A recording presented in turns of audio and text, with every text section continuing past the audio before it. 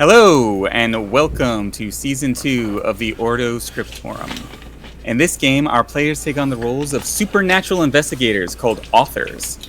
Reinforced by the blood and powers of authors that came before, such as Edgar Allan Poe, Mary Shelley, H.P. Lovecraft, H.G. Wells, our authors face horrendous supernatural monsters of unbelievable power. They must hunt down these monsters, track them, understand how they work, and defeat them. And our cast of intrepid heroes ready to do battle against the forces of evil are Elliot Craig, played by Neil. Jola.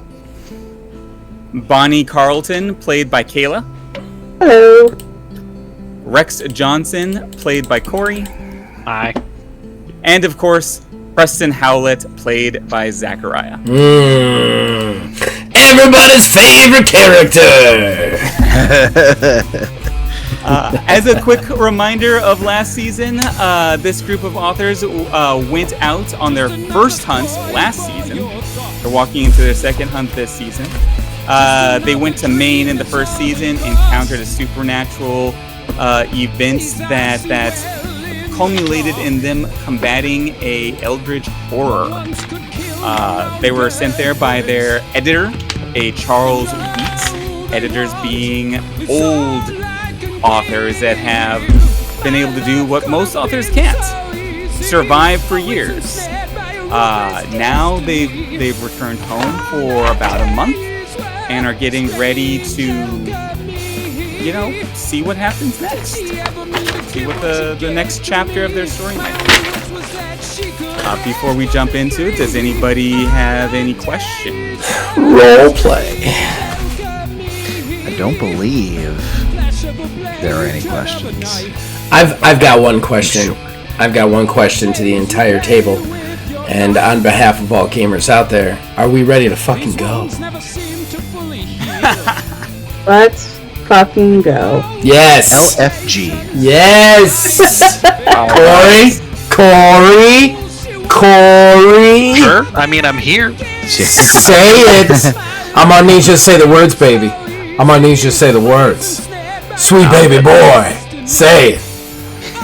Why do you need me to Say it, baby! This is peer pressure? It is. I was taught in Dare to not go into that, so... Do you know what happened with that sort of stuff? There was like the Dare guy, and then McGruff, the guy that did the voice for McGruff the crime dog. I don't think we have time for There this. was a crime dog? Yeah.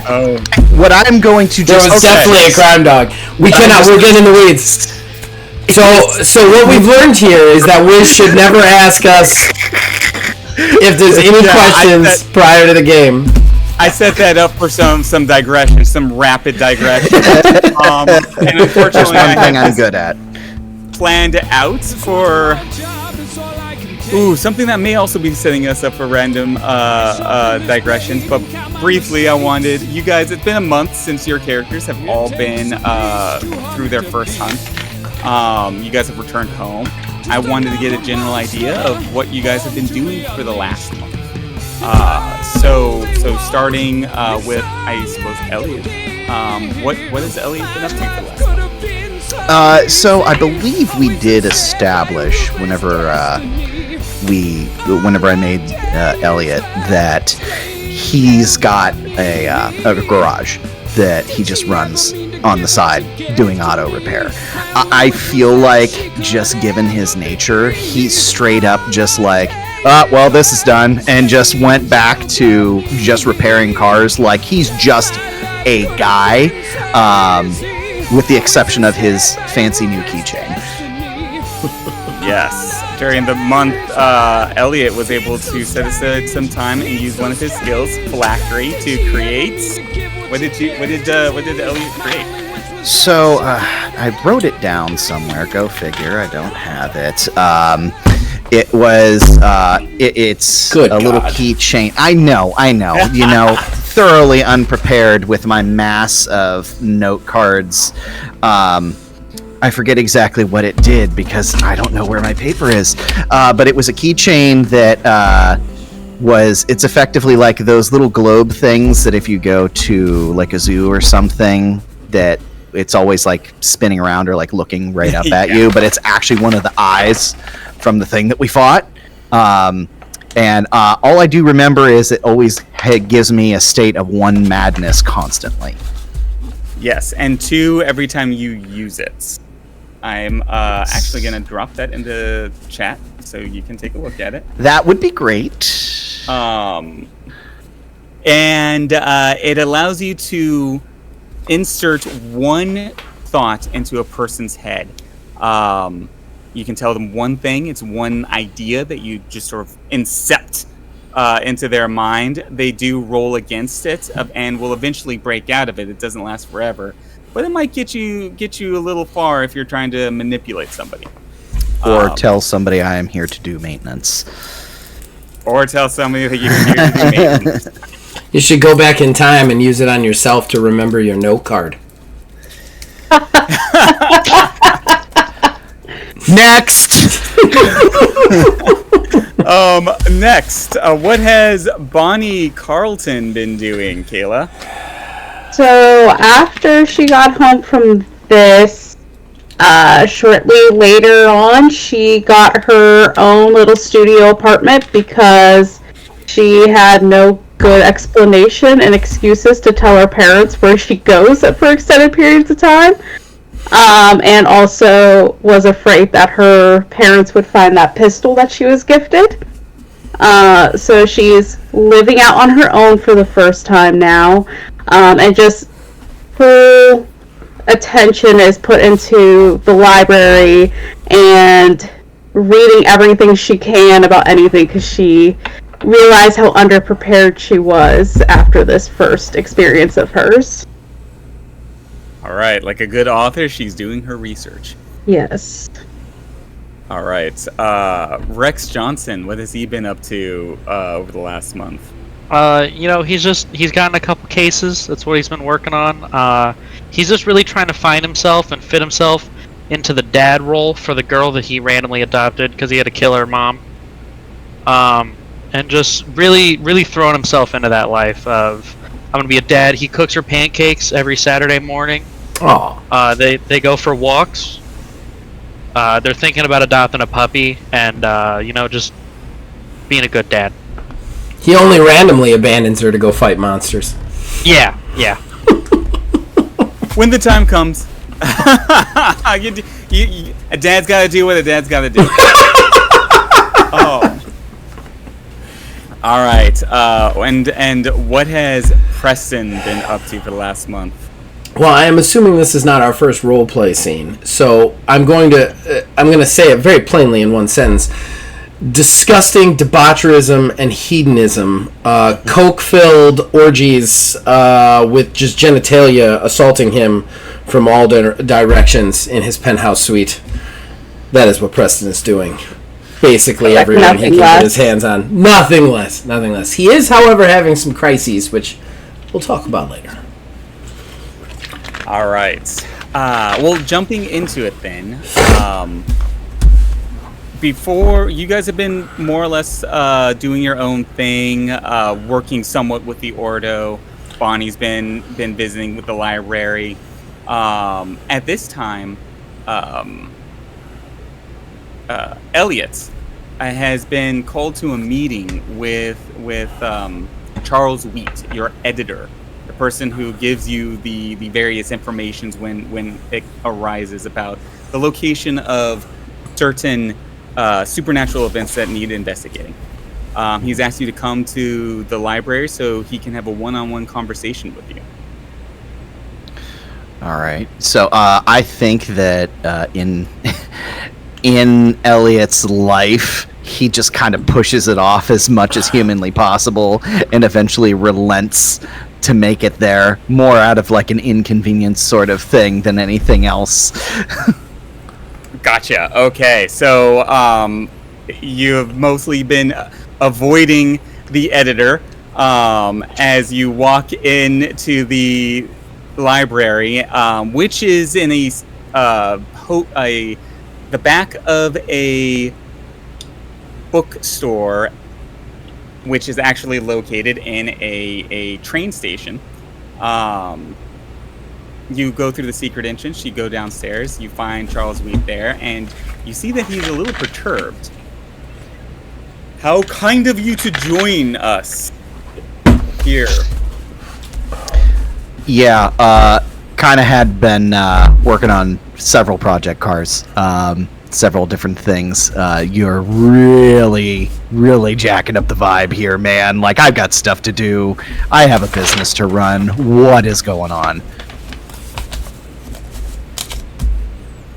I understand that you have other responsibilities and you must attend to them from time to time, but this is pertaining directly to the incident that brought you to the fold.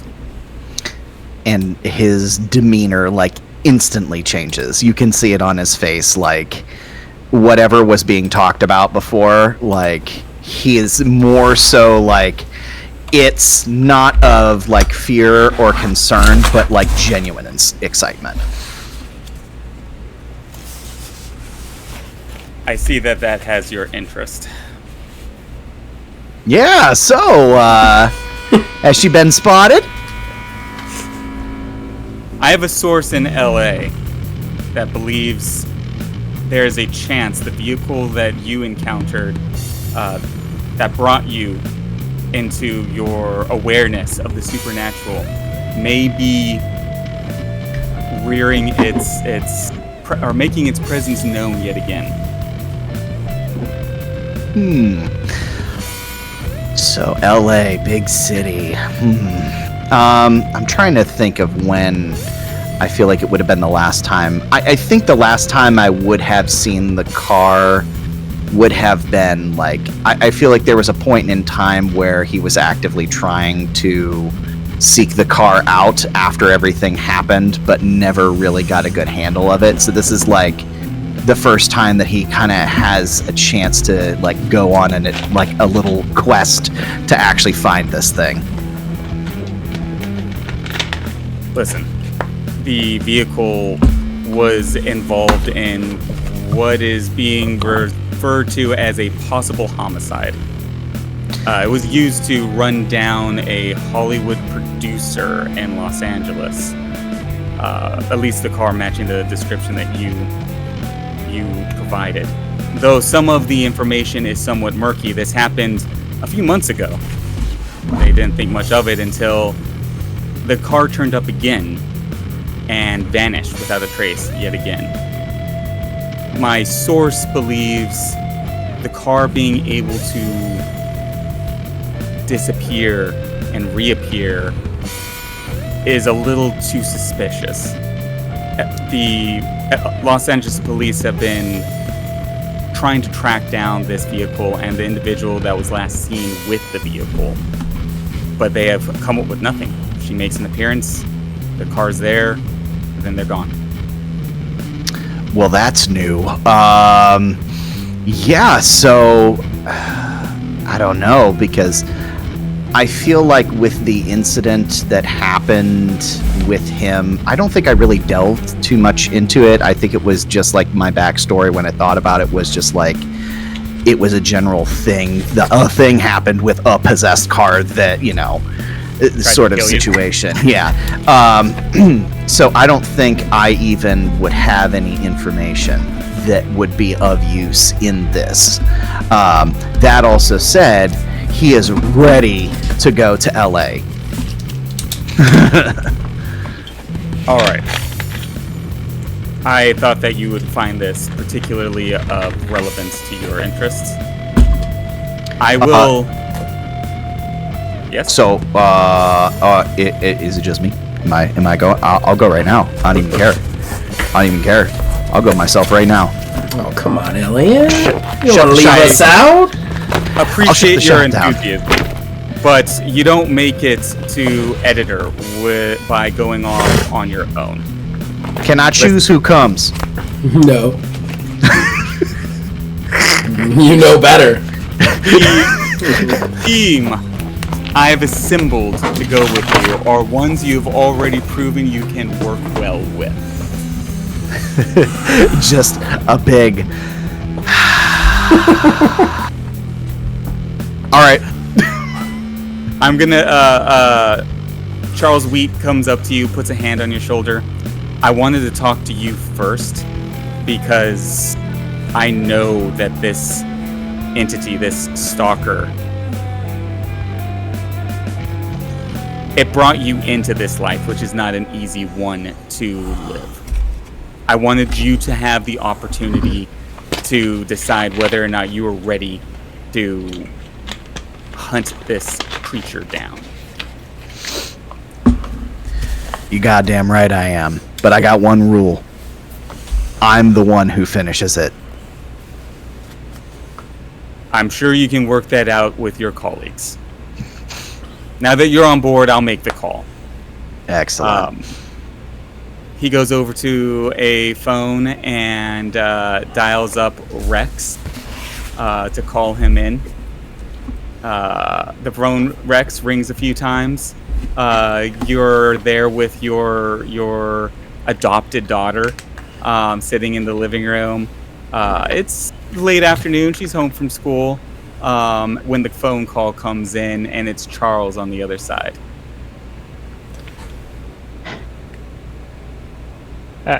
Yellow. It's Charles Wheat. We have an incident that needs attention. You'll be gone for a few days at least.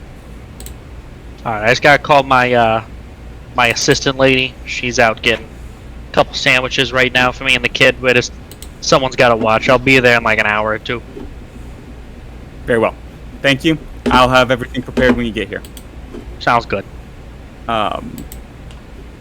Bonnie, you're coming in through your apartment door. You've been working at the library with Charles for a while. When you hear the phone ringing, you rush to the other side of the apartment. You pick it up. You hear Charles's voice on the other side. Bonnie, Elliot's agreed. We're sending you all to Los Angeles. I will be right there. Immediately just hangs up without having any conversation and overpacks with things that she thinks will help without knowing anything else and runs out the door. Much like the real world.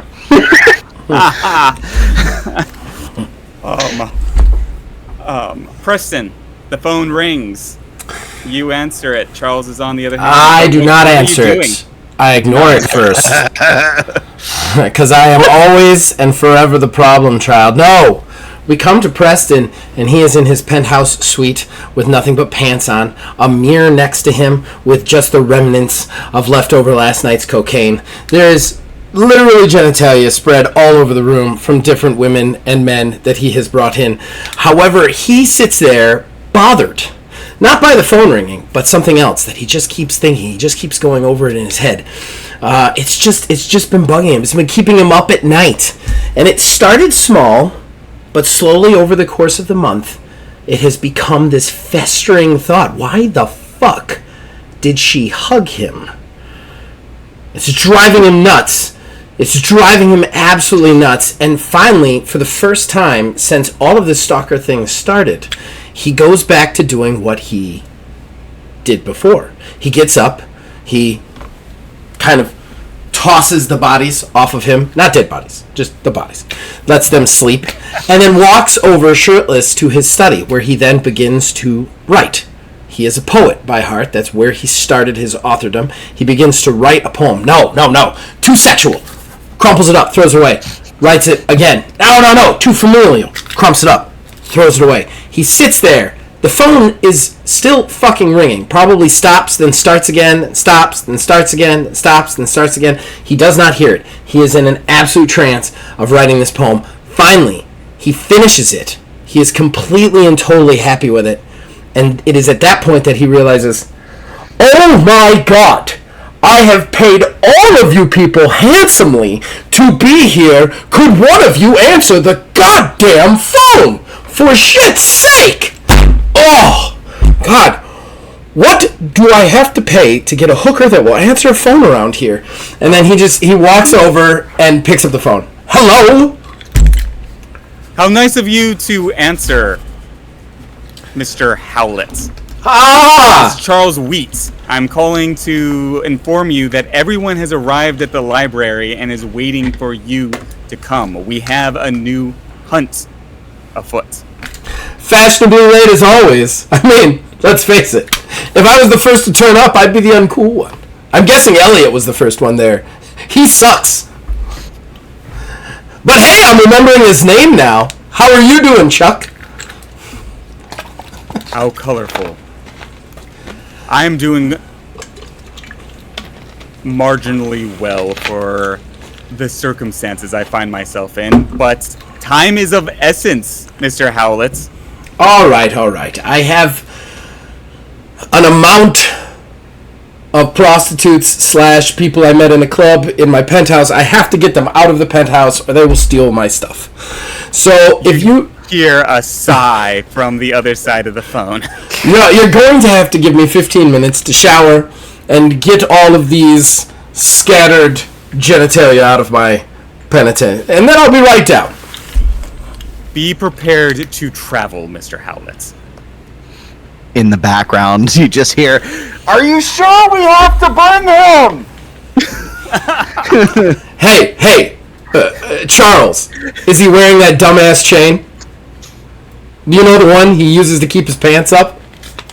You will find out when you arrive post-haste, Mr. Howlett. It's going to take me an extra 5 minutes. I have to buy him a gift.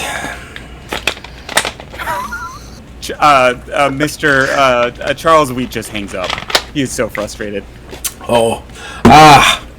He puts the phone down and he goes, he reminds me of my father. And then he turns, and he goes, "Excuse me, co-cookers and other honored guests, please leave. Put your clothes on, get out. The night has come to an end. Any cocaine you have on your person, you are free to take with you. I will get more.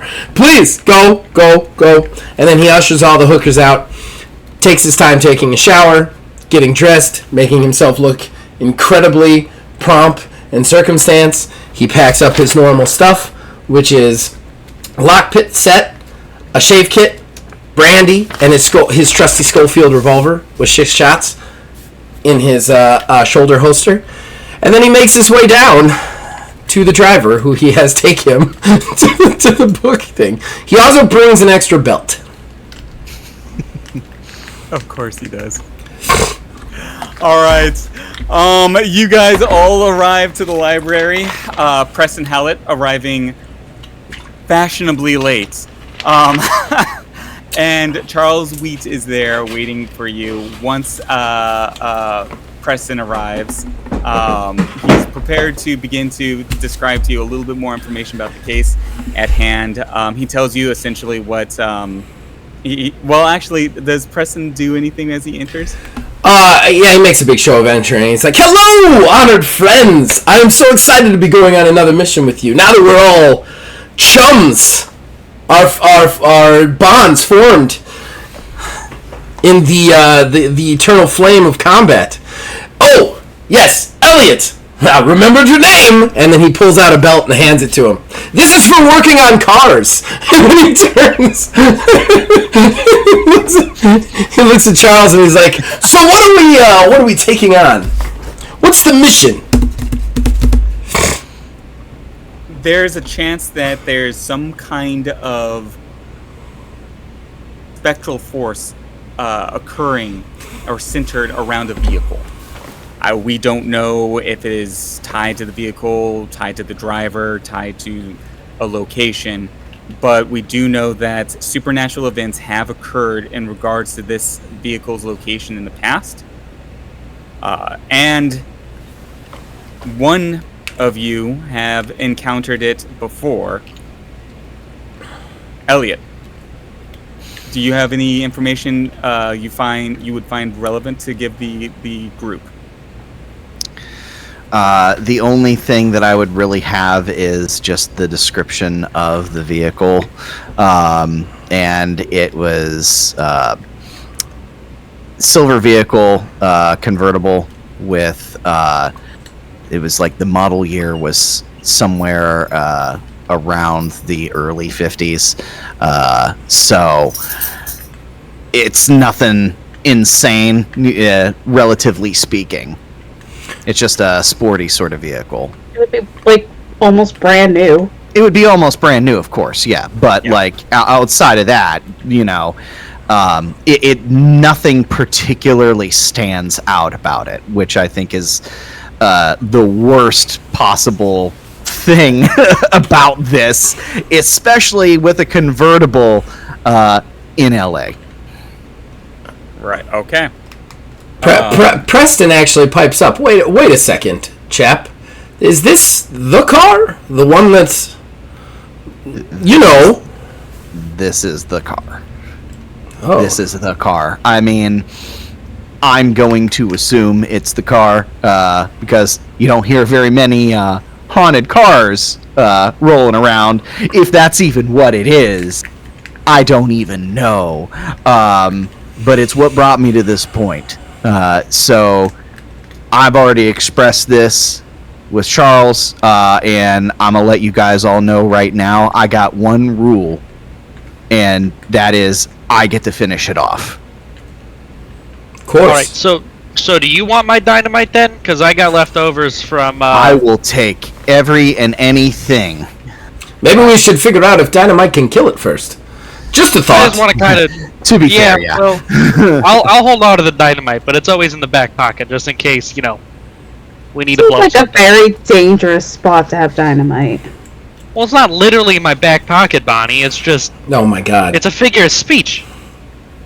Oh. I would hope it isn't literally in your back pocket. No, I keep it in my little duffel bag.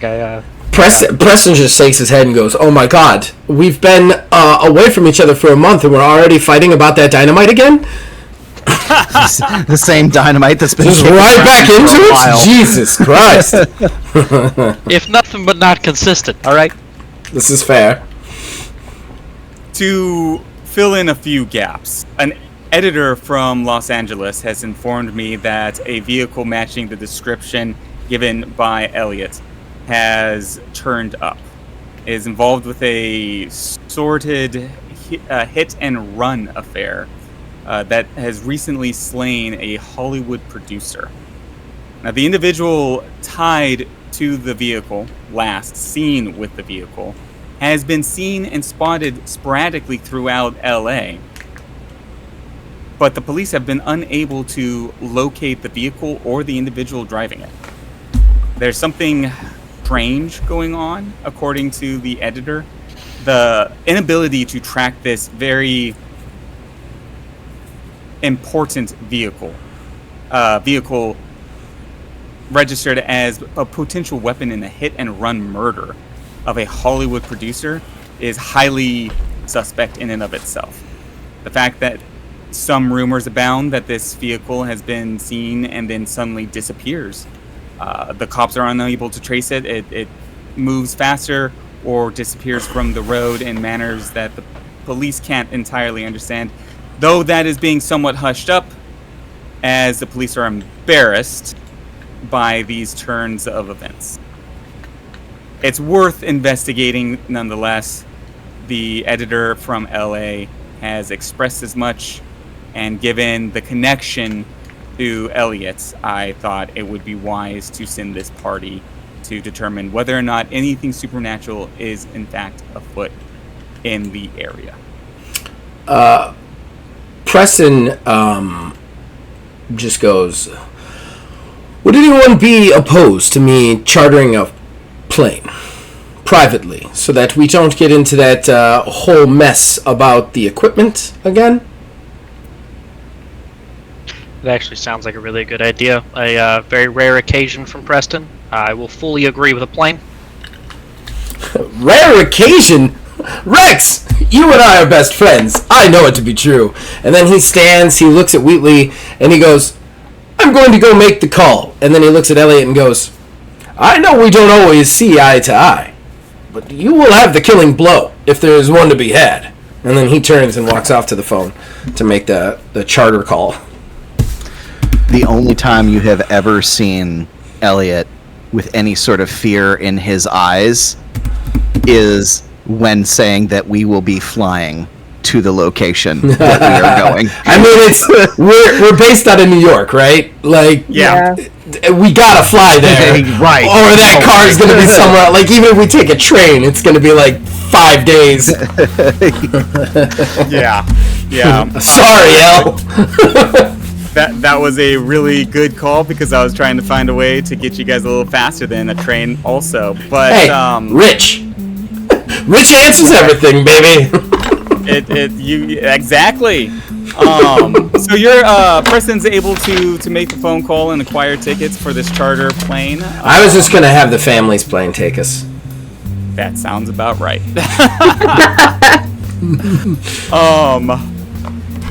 Is there anything you guys want to do before you guys head to the airport? You guys have all packed your luggage. You have met here to get more information about this next hunt.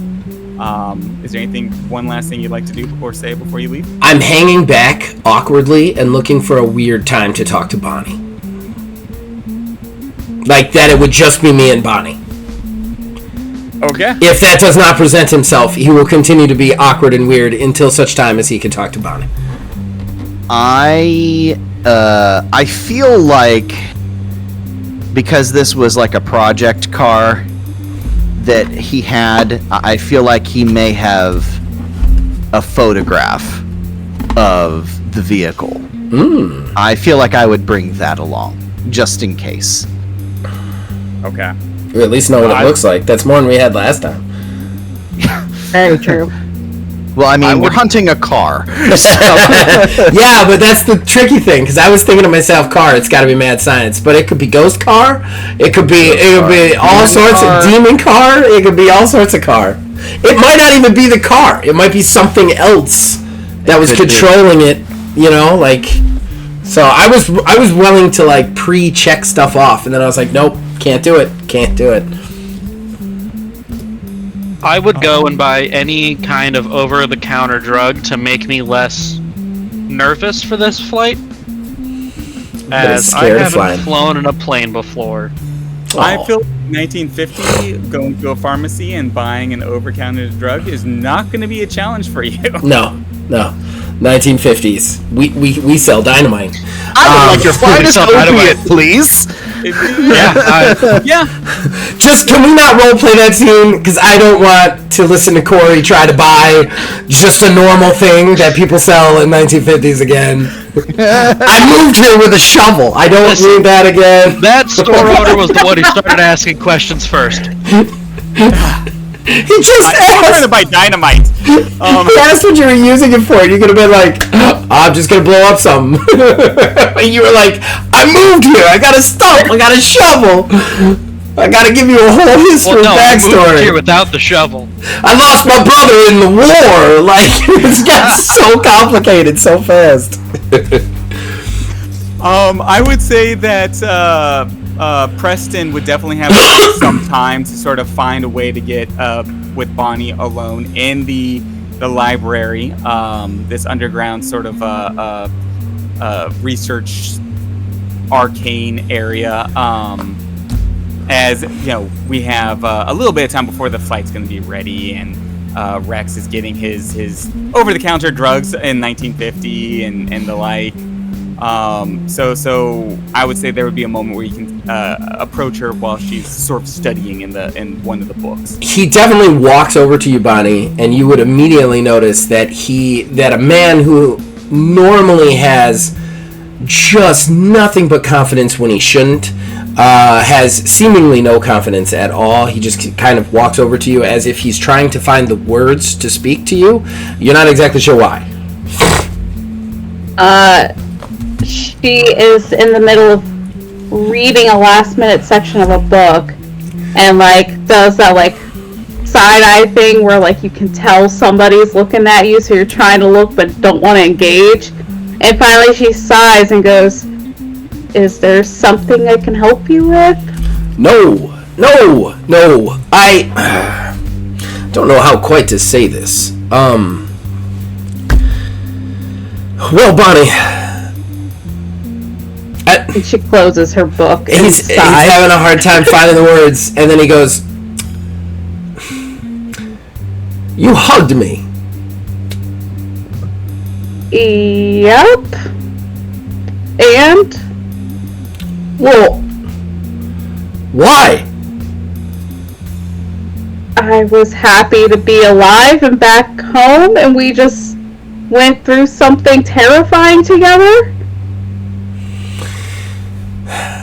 Look. I didn't mean anything by it. It was just a happy hug. Oh, Bonnie, I didn't mean it like that. How do I say this? I don't have many friends. In fact, I don't think I've ever had a friend. Ever. And please, please, take these words with, I don't know, with a modicum of silence, because I don't show vulnerability much. But your hug was an act of friendship, and I don't know, it inspired me to write again. But I don't know if you know this. I know we were all creative before we got here, but I was a poet before my incident. It inspired me to write a poem. I want you to have it. He takes an envelope out that just says Bonnie on it, hands it to you. He just puts it out in front of him and goes, if you don't mind reading it, I would appreciate it. I find the best critic is the person that maybe inspires you to write the poem. So if you don't like it, I won't publish it or attempt to publish it anywhere. But I don't know. I feel like you should read it. Bonnie looks at him and then down at the envelope he's passing to her, just completely shocked and unsure what to say by this wholesome weird moment with Preston. When you hesitate, he goes, "I'm sorry, it was stupid," and he goes to put it back into his coat. I want to read it. And she holds out her hand for him to pass it to her. Are you sure? I know this is unlike me. I just, like I said, I have never... As a friend, I want to read it. Only a friend. I would never... I know what you all think of me. And, hell, I know what I am. However... At this point, she just reaches over and grabs the envelope from him. Fair enough. I've said too much. And then he puts up his hands and he goes, I thank you for your... I cannot think of the word. Discrepancy? Discretion. I thank you for your discretion. Oh. And then he just turns and walks away. And Bonnie looks at the envelope, goes to open it, then decides she wants to read it later. Okay. And kind of uses it as like her bookmark for the book that she was using. And tucks it inside her satchel. Perfect. Okay. That's definitely what I wanted. Everything I wanted was right there. Yep. This is great. This is pretty much perfect. Preston's got his swagger back. Like almost like he handed his vulnerability to Bonnie, so now he can be a douchebag again. So he swags out of the room. Okay. Once you guys are all back together again, you head to the airport. There's a plane there waiting for you. It's 1950, so there is no TSA. There is no lines. You just go... Private plane, baby. Bring your Coke on board. Let's do this. Firearms, dynamite, just bring it right onto the plane. Flight attendants are smoking as they're helping us. Yes, they 100% are. Yeah.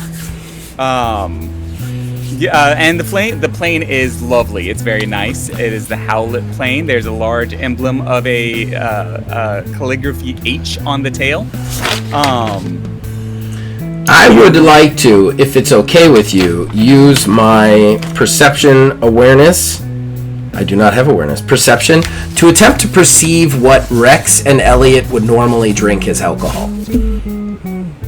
Oh, you don't even need to perceive me. I'm walking right over the bar and grabbing any kind of bourbon there is.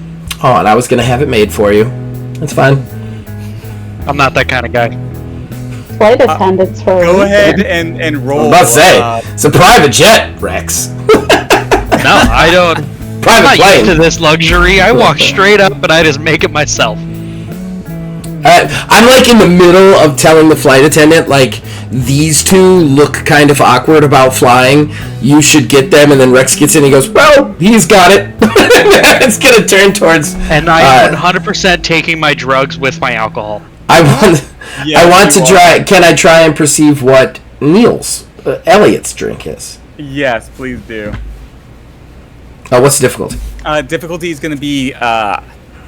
you worked with him for, a 10. I know that after the last hunt and the various scenes in the bar, 100% it's a 10. We got 11. Just enough to pass. What's your drink, El?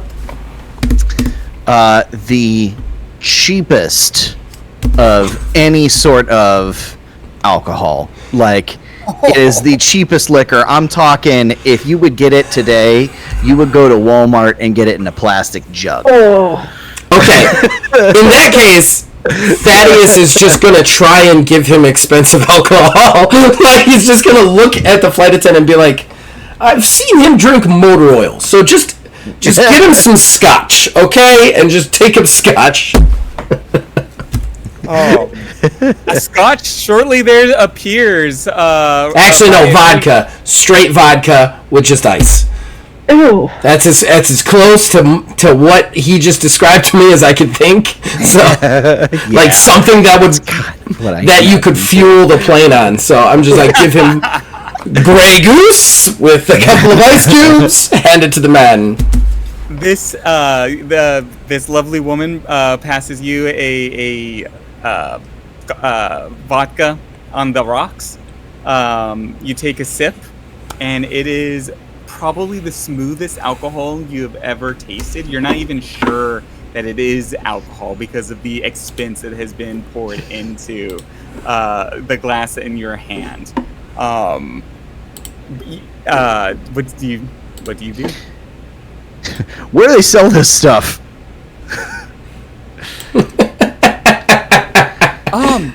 That's in the bar. We've stocked it for the Howlets.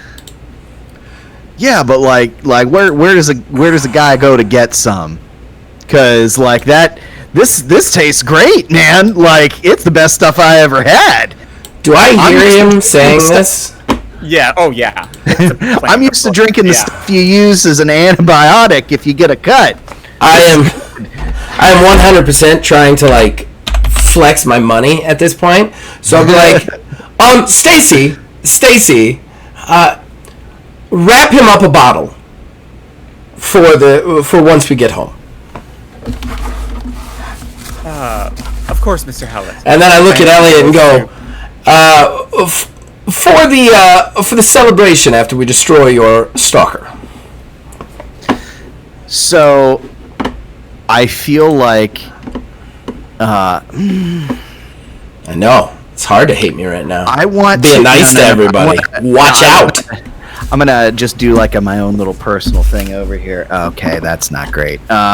So, yeah, I think at this point it becomes extremely apparent that Elliot is overcome with too many different kinds of emotions between the excitement of going to fight this car and the unbridled terror of being in the flying tin can in the sky. And he's just like kind of throwing him back in a way that could be potentially dangerous. Okay. Do with that what you will. We're not even going to get to the investigation site. It's going to turn into frickin' Passenger 57 up here. I know, it's a thing. Go ahead and roll a let's see, endurance. What was it? Endurance. Actually, for your character. For alcohol, it would be endurance conditioning, I would say. Oh, hell yeah! No. It would be Constitution. Sorry. It would be endurance Constitution. Constitution is poisons. I'm sorry to get your hopes up there, Neil, but yeah, it would be Constitution. No, I dug. That's all on me. I apologize. Well, I got. You said endurance. I got a 21. So. What was the difficulty? He might get a momentum out of that. No, he gets a momentum out of that. He does get a momentum out of that, 100%. Unless the difficulty was 20. No, the difficulty wouldn't have been 20 because it is very good vodka. You're not going to walk out of there with a hangover or too messed up. But you're definitely you're going to be able to ride this through. You're going to have one hell of a buzz. You are a mechanic. You are a tough man, a working man, and you are going to be able to stabilize your nerves with the copious amounts of vodka. Ain't no party like a PTH party, baby. Bonnie, a stewardess does come over to you. Stacy comes over to you and asks, "Miss, may I get you anything? A club soda or?" Can I get a glass of white wine? I'm not a child. I thought you were like 15. I thought she was 15. I'm 20. Oh shit! I thought Bonnie was like. I thought you were way younger. I'm sorry. I think I've seen. I would have gotten her champagne then. No.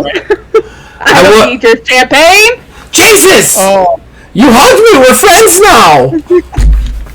And then you thought I was a child. Well, I thought as a player. Preston didn't think he was a child. No, not like that. Might have. He might have. Yeah, he might have. Stacy comes back with a glass of white wine. She looks over at the three men that you're with, and then again at Preston, and she looks down at you. Just be careful, honey. Oh no! 50 sexism.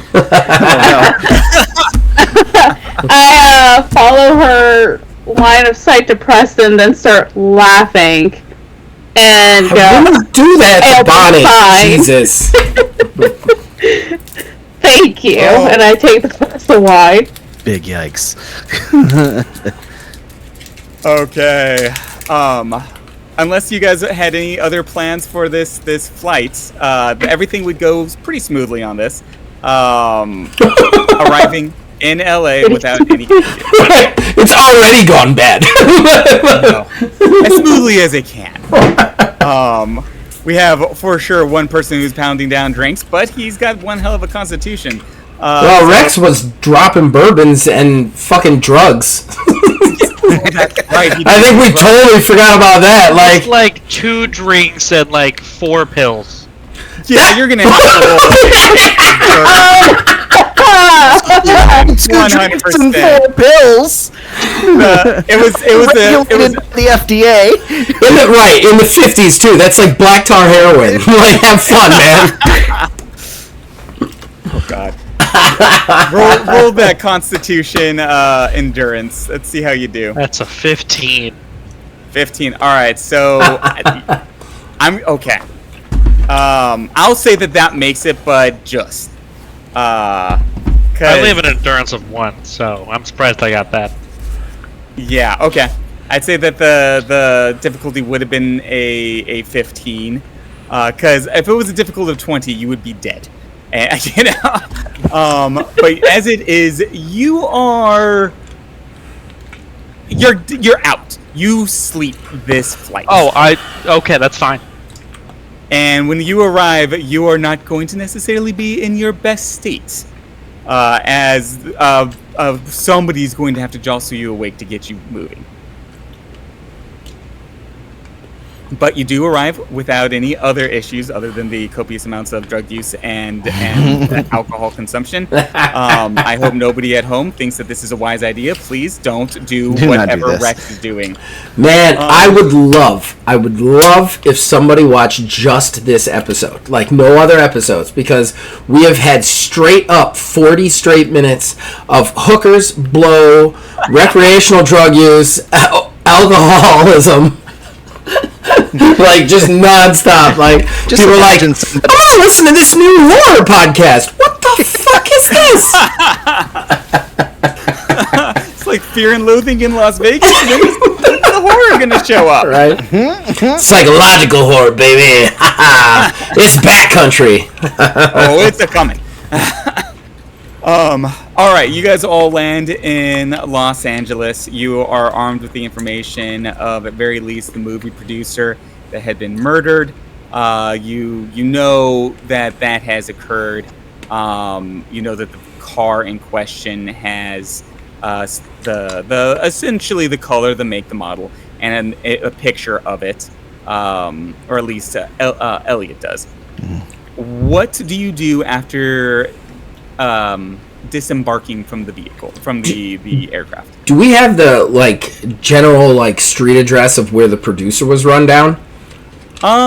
You guys would know that the producer was killed at work on the movie lot, and the movie lot is called the Rising Star. Well, I look at you guys and I go, I do believe the best place to start is the movie lot, and I can talk us onto there, or pay us onto there, one way or the other.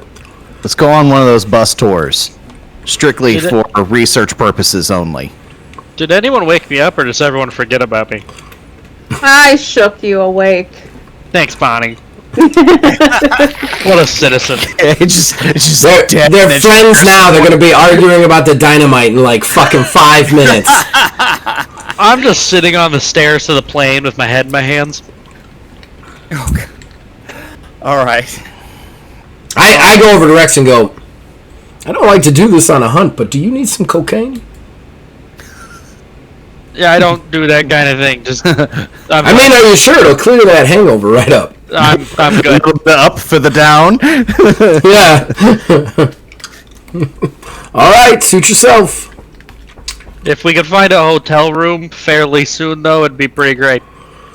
Oh, it's up to you guys. I can attempt to arrange some accommodations for us.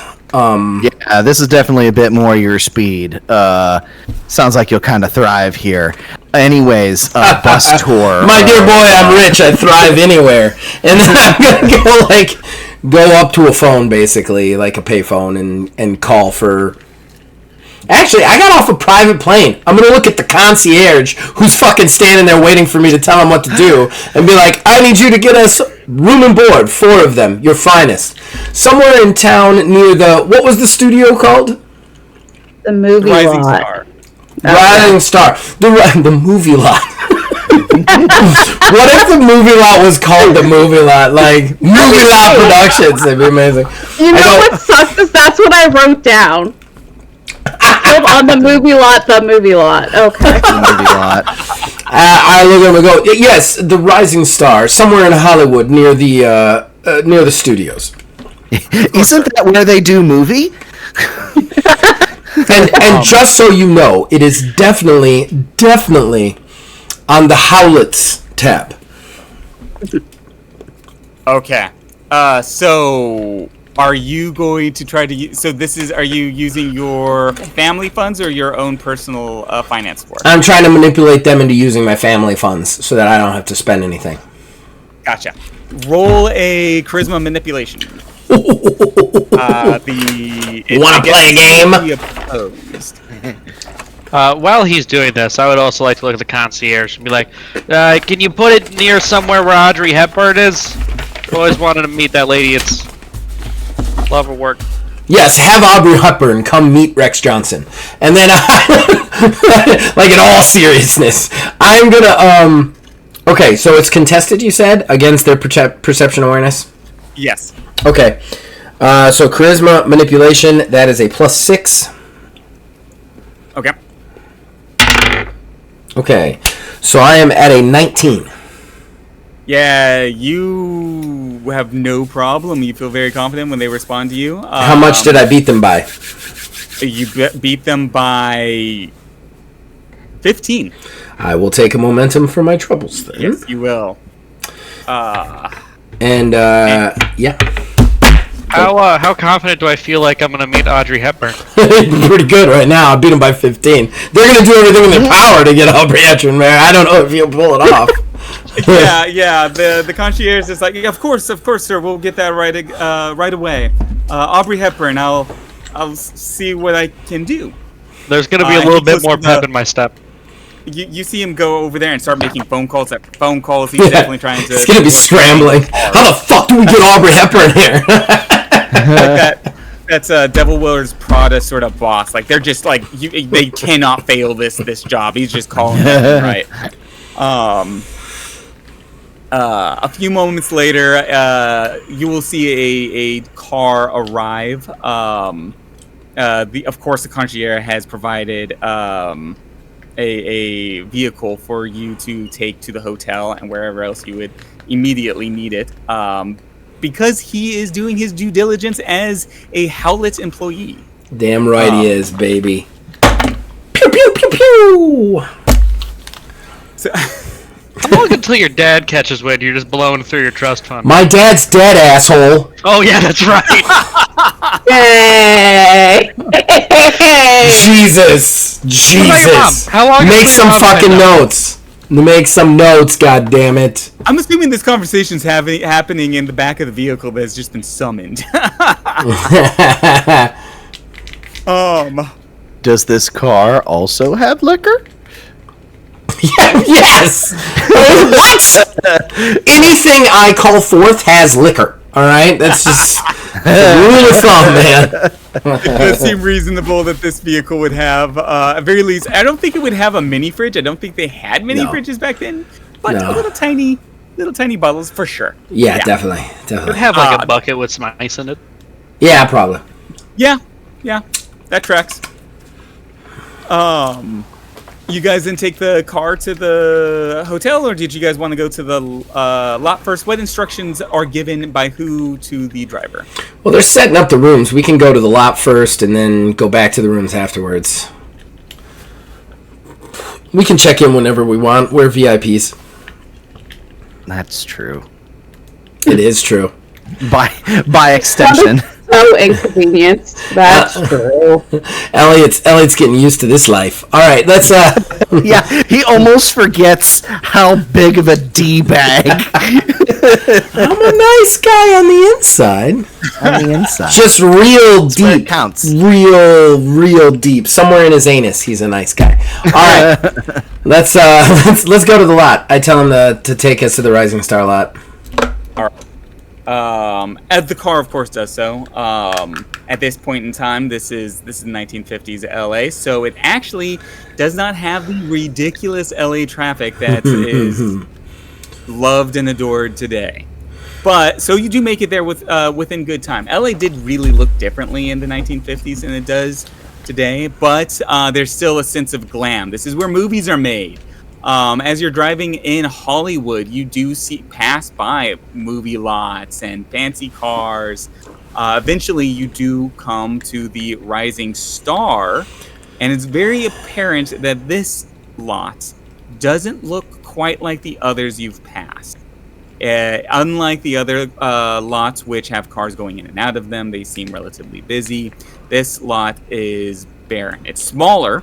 Whereas at this time, there are movie lots that are of all different sizes. A little bit more, maybe a smaller up-and-coming movie studio. And as you approach it, there's nobody in the parking lot. There is a guard house directly in front of the movie lots. It has a gate that raises and lowers. And I am dropping an image right here. Okay, drop an image away.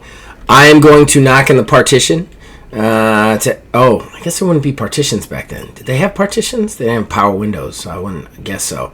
So I'm gonna talk to the driver and just be like, driver, I want you to pull up to the guardhouse, tell them that you are carting Preston Thaddeus Howlett, and that I am considering investing a considerable amount of money into their next feature film, and that we would like a VIP tour of their movie studio.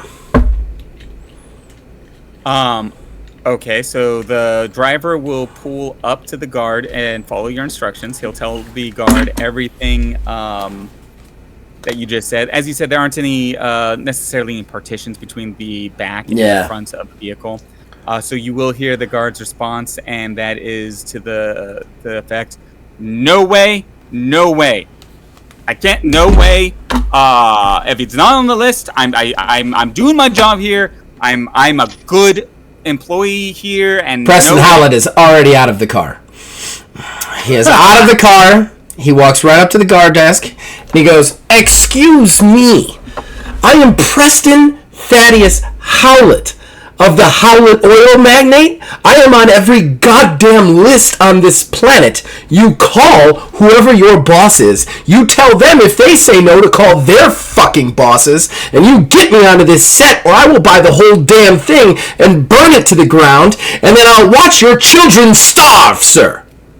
And I just stare at him, angry as shit. Okay. I'm rich, goddammit. You let me in. Well, he beat me to what I was going to do, so carry on. multiple things. Okay. First, the guard that you go up to is a younger man in his early 20s, fairly well built, fairly handsome. Obviously, like working in Hollywood because he wants to make something kind of himself in this town. He looks at you. Go ahead and for that, roll an intimidation for me. I played that wrong. Okay. I definitely played that wrong. Okay. All right. I guess this would be an opposed athletic or an opposed. If it's opposed to intimidation, if it's opposed to intimidation, it should be endurance resolve. Because intimidation is basically a mental attack. All right. Okay. I am going to. Sounds like that didn't go well. It went okay. It went okay. I just don't know if I want to let it ride.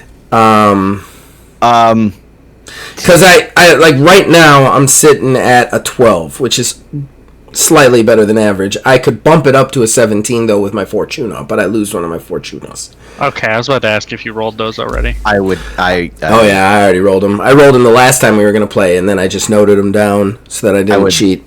Very thoroughly recommend you let that ride and kind of let this play out, because I kind of have a win button.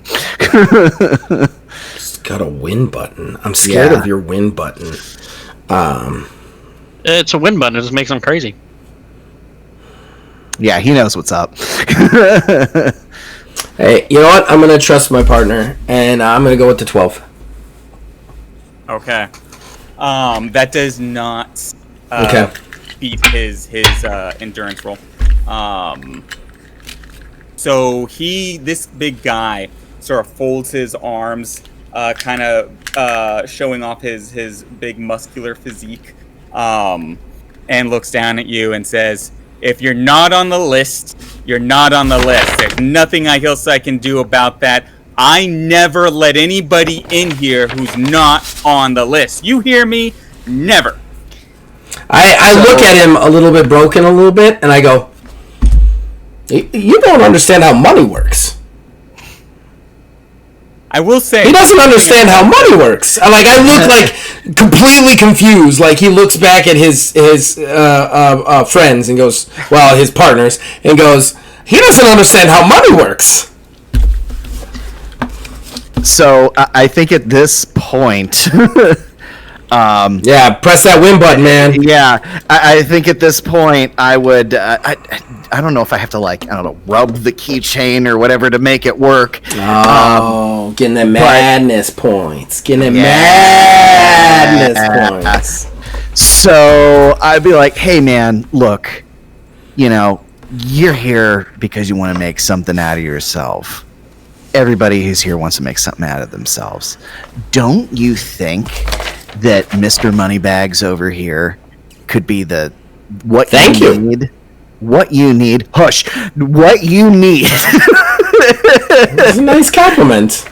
To kick your career off. Don't you want to be the guy who funded the next big project just by letting a guy in to talk to somebody? I don't know. I wiggle the keychain in front of his face or whatever. I don't know how this works yet. I'm nodding in the background. How it works. Elliot, I didn't know you And cared. the thought that I'm trying to imprint in his head is, I can make this exception one time. Okay. So I'll say, like, to imprint that thought, you would probably ask that question specifically. You can make this exception one time while activating your phylactery. You know, Yes. very clear that that's what you're trying to impress and inject into his head. I will also say to everybody, which I didn't have you guys jumped right into role play. You are in an investigation zone. The lots, the guardhouse, the guard himself, all of this is in the entire lot itself is an investigation site. Yeesh. A lot of ground to cover. And- What are the 3 roles? Because we get to know the roles. Yes. Just gonna take a quick note of that. So, for the guardhouse that you guys are standing in front of, the roles are manipulation, merchant, rogue, and empathy and knowledge, and awareness. Whoa, that can all be used for just this clue? For the guardhouse. So there's kind of like smaller investigation sites in this location. It's a very small like movie studio. There's really only one kind of building for it. The guardhouse is right there in front of it. So for the guardhouse, those are the skills that you can use for trying to get into the guardhouse. Manipulation, merchant, rogue, and what else? Awareness. Awareness. I remember that one. And what was the last one remember after that. awareness? The only one I have. Knowledge. Knowledge. Okay. So then, real quick, just to resolve my part of everything here, and I did want to ask. I can't remember. Madness. Is it cumulative overall? Mm-hmm. Yes. Yes. So then I need to add. Well, 'cause I'm if I might take one part of that answer, the madness points you gain from equipping it, that goes away the minute you put it down. So, Okay. like, you're taking 1 madness point just to have it on your person. Because it's a Right. thing from beyond the curtain. It has these mystical powers. And that, though, I remember explicitly because of how my character is built. I intentionally am keeping it on me constantly. And that's fine. I'm just letting you know that, like, Yeah. right now, because it's 2 to use it, right, Wiz? Yeah. I was gonna say, So, yeah, that's so you would be at 3, but if for some reason you dropped it or put it down, you would return back to 2. well, I mean, because I have from before cumulative. What I was mentioning is because from the first hunt, I still No, that have all went on away. here. Oh, that all went away. Oh, Oh, thank God. Jesus. Oh, okay. I was gonna say because I'm at 6 right now. Yeah. So You'd be in a lot of Very trouble clear. if that was all there, because you'd be starting to take psychic scars at that point. all right. So then using this. So you got to ride a fine line, man. Fine To line. your charisma. So then, yeah. So I have 2 madness total. Then it's your charisma plus manipulation. You'd have 3 madness total because you're holding the item still. Yeah, I have 1 there, and then it's your madness points is equal to your charisma plus manipulation modifier. I don't have manipulation. What the hell are you talking about? I'm reading the description of the item that was sent to me. I don't know what's going on then.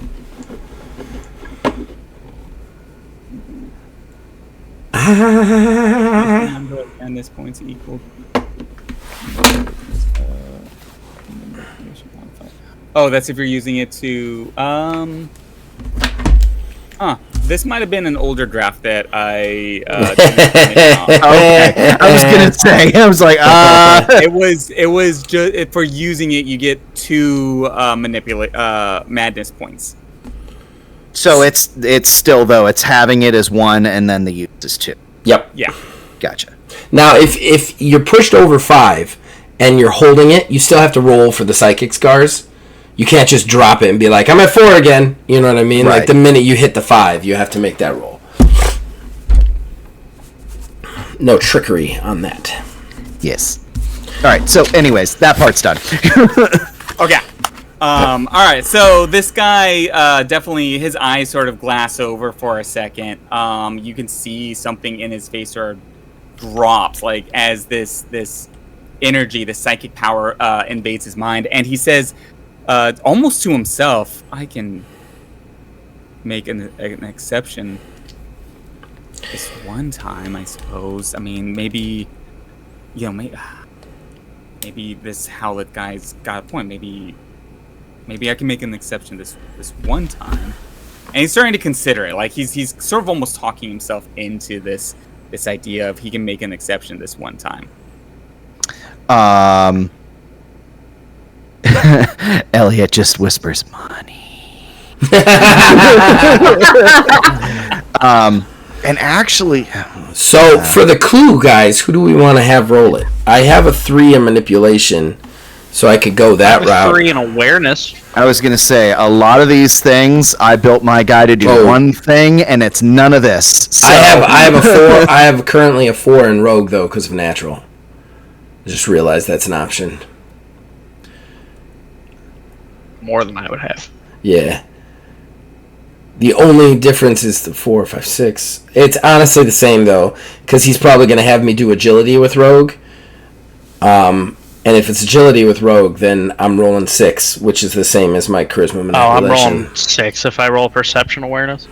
Yeah. So, who? I mean, obviously it's not Elliot that's taking this role. What do you got, Bonnie? I have a 3 in knowledge. Got 3 in knowledge. What's your intelligence? 3. Yeah. So she's got a 6 too. So it could be any one of the 3 of us taking it. How do we want to go about it? I guess is the best way to do it. Who's feeling luckiest? Well, I got some Fortuna rolls too. Feeling lucky, punk? I got Fortuna and I got 2 luck points, so I can manipulate some stuff for other people too. So, how about we have Bonnie do knowledge, since we've already got this guy kind of eating out of our palm. Okay. Sounds good. All right, Bonnie's. Yeah, go for it. So, tell me what Bonnie is going to be doing in this situation to try to use her skill. So it seems like the guard is pretty distracted at the moment. So Bonnie takes the opportunity to climb out of the car the other way and try to like peek around the like guard post to see if there's anything she can see inside that would be of interest to her. Inside the movie studio? Yeah. I thought the guardhouse was the clue. The guardhouse is kind of the first investigation site. Okay. I meant like where the guard post is. Like in the guardhouse is what she said. Yeah. In Yeah. the guardhouse. Okay, so Yes. you're looking inside the guardhouse. Okay. Yeah. Gotcha. Okay. So yeah. Go ahead and knowledge.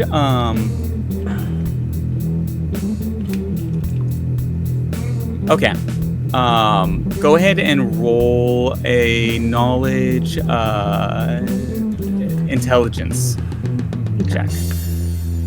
As you're looking inside, you notice something. Got an 8. An 8, okay. An 8 is a minor insight. Okay, so you see that this guy has a clipboard and a series of different names and license plates that are on it. Obviously, people that have gone through there. Most of them are scratched out as people have already entered and left. And you would notice, though, that one looks like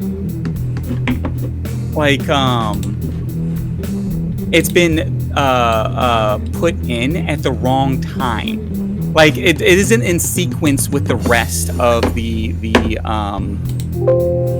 vehicles. There's something about like the time that was assigned in that was like, wait a second, this doesn't look right. And that would be it. And when you give it a little bit more knowledge, it's like, okay, just calculating, why would this car be here hours after the next, or before or after the next car, which was earlier in the day? So somehow this car came here and in a time travel. Like, it just doesn't make sense. Like, something's not right. Like, something about this document may have been forged. How distracted is the guard? I would say at this point, with being mesmerized by a keychain, he is quite distracted. And this is just like on a piece of paper that's like on a clipboard? Yeah. Can I try to steal the piece of paper to study it later? Go ahead and roll a agility road check. Steal that shit. Got a 22. Jesus! I rolled a nat 20. How many questions has she gotten off the first investigation? Or are we still doing this? You just made a roll twice. It's one investigation. Yeah, it's one roll per clue. So, like, she's just rolled twice. Which is she using for the clue? So the first one was the in knowledge check that she used for the clue. All right. The second one. Now I'm just trying to steal the paper. Okay. Yeah. What did she get on it for questions wise? She didn't roll high enough for a question. Oh, yeah. Okay. She rolled. I was doing some on my computer. I would have given you a luck. I apologize. That's okay. I stole evidence, though. You did, in fact, steal evidence, and you'll be able to give it a better examination later, or work with somebody else to potentially play around with it. But you have Are you just stealing the sheet of paper or the notepad and everything? Just the piece of paper. All right. So you sneak out. So go ahead and put down in your notes that you have obtained the valet list for the Rising Star movie studio. Not the movie lot. Not the movie lot. No. The lots of movies movie lot. Meanwhile, the guard will eventually just sort of, his eyes will glass over. He will say, all right. Mr. Howlett, I apologize. Things have been a little tense here. Of course, someone of your standing is welcome to go in, but I must inform you that there is, of course, nobody in the lot at this time. So I'm not sure what your intentions are, but there's nobody at play to let you into any of the sound stages or anything of the sort. My entire demeanor changes. Of course! And trust me, we will consider you for whatever production we decide to go forward in. Can I ask you a quick question, though? Exactly where did that horrible murder take place? I want to avoid that, if I could. Which lot was that on? It's well, sir, it's actually in the parking lot just outside of the producer's office. I see. I will avoid that parking lot as to not contaminate the crime scene. Thank you for letting us know so that we don't mess with an ongoing investigation. Good job. Of course. Good job. Well done. And I will make sure to tell anybody inside you've done a fine job at this guard post. Thank you, sir. Like I said, there isn't any. Thank you, sir. Thank you very much. He turns around and he reaches into the guard post. Sir, before you go, I mean, if it has any interest to you whatsoever, I do some acting, and he hands you like a headshot, a little portfolio of the various plays that he's been in. Oh my God, Bogart, look out! You're gonna be in pictures in no time. Your contact information is on this headshot, correct? Absolutely. Good. It's right there. Good. Sir. Of course. Definitely. Thank you very much. We're going to be going now, and I will keep you in mind. Thank you, sir. Thank you very much. Thank you. All right, I get into the car and throw the headshot out. Yeah. Oh yeah. Don't eat that shit. Yet again, expect nothing less. Don't even know who this fucker is. You just need to get in here. Okay. That kid's going places. It's all places. You drive in, leaving the guard standing there, his arms folded, a big shit-eater grin on his face, like, I see this going somewhere. Yeah. And you are now in the movie lot. Pictures. I'm gonna make it. I'm making it. Now, this movie lot is fairly small. There's only a couple of buildings here, a sound stage. There's obviously an office location. Do you direct the driver to go anywhere? How do you want to proceed? Oh, producer's parking lot immediately. That's where the crime happened. We're gonna go right there. Okay. You of course drive immediately over there. There is caution tape, actually police tape, sectioning off this location. As you approach, the car stops just before entering the parking lot. What you see in front of you is a wide open parking lot, the police tape behind it. To your left is the offices. The doors to the producer's offices is actually inside the police tape, so you'd have to cross the police tape to access that. And what you see at a glance, looking around the parking lot, is a series of obvious just streaks in the pavement where a car has most likely peeled out. So what do you just see at a glance when you're looking around here? And this lot is mostly empty, right? Like, yeah, you don't see another soul. You guys are the only people that you see here. You don't see any of the vehicles parked in this area. I look at Elliot. I mean, if we're going to investigate a car, my friend, I do believe this is going to be your area. You are in an investigation zone. This whole lot pretty much is. So look around for anything, ask questions, whatever you like. I'm going to assume those streaks are a clue, man. And I'm going to assume that you can use cars for it. Yes. Yeah. For this particular clue, you are able to use mechanic skills, mythos, and mythos. Okay. I'm useful. Yay. Oh, God. Go to it, man. Go to it, yeah. What's the... tell me what you roll, though, because I'm paying attention this time. And I'm going to make sure I give some points. All right. Mechanics and awareness. Okay. So I'm Whoa. Awareness isn't a stat. It's a skill. So it'd be mechanics and perception. Yeah, that's literally what I was about to ask. It's fine. Right. It's totally fine. Totally fine. Wow. Okay, that's not what I want to see. What's the roll? A grand total of 4. Luck point. The 1. Luck point. Oh. Reroll. Yeah. Luck point. Okay. I'm gonna spend a luck point. You can reroll. Much better. Total of 20. There it is. 20. Oh. Daddy wants 2 questions. Daddy gets 2 questions. Blow that out of the water. Yeah, you get a very detailed insight and 2 questions to ask. The insight is as you look at the streaks in this parking lot, you see that there are like actually quite a few of them. It's almost as if somebody is doing donuts in here. But you're a mechanic. You know what donuts look like. You played around with cars. You know you've replaced enough wheels, and you're kind of a hellion as a kid. You know what it looks like when somebody does donuts, and there's something kind of weird here. So you take a closer look at it, and you realize that there's way too much rubber on the asphalt directly in front of you.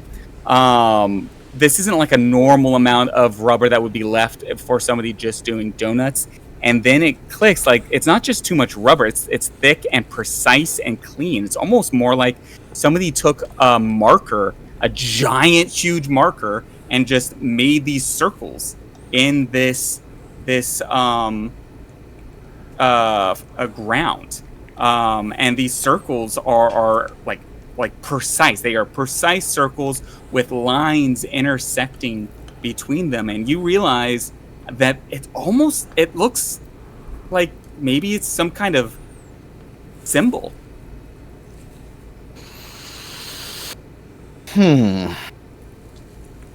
Okay, and this is the part that I always struggle with, the asking questions. Look at the thing. Notice? Look at the PDF, man. PDF.